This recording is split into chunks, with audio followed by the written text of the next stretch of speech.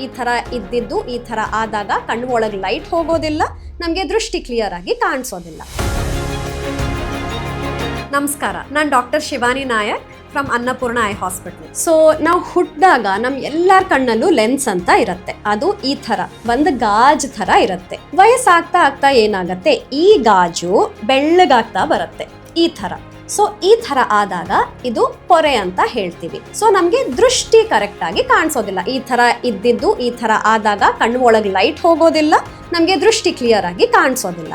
So ನಾವು ಏನು ಮಾಡಬೇಕು, ಈ ಪೊರೆನ ತೆಗೆದು ಕಣ್ಣು ಒಳಗೆ ಈ ಥರ ಒಂದು ಲೆನ್ಸ್ ಹಾಕ್ತೀವಿ. ಇದನ್ನ ನಾವು ಆರ್ಟಿಫಿಷಿಯಲ್ ಲೆನ್ಸ್ ಅಥವಾ ಇಂಟ್ರಾ ಆಕ್ಯುಲರ್ ಲೆನ್ಸ್ ಅಂತ ಹೇಳ್ತೀವಿ.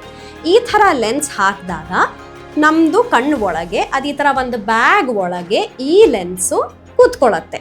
ಹಿಂಗಿದ್ದಾಗ ನಮಗೆ ದೃಷ್ಟಿ, ಪೊರೆ ಬರೋ ಮುಂಚೆ ನಮ್ಮ ದೃಷ್ಟಿ ಎಷ್ಟಿತ್ತು ಅಷ್ಟೇ ದೃಷ್ಟಿ ಕಾಣಿಸುತ್ತೆ. ಸೊ ಇದು ನಾವು ಪೊರೆ ಆಪರೇಷನ್ ಮಾಡೋದು ಅಂದರೆ ಈ ಆಪರೇಷನ್ ಮಾಡೋದು.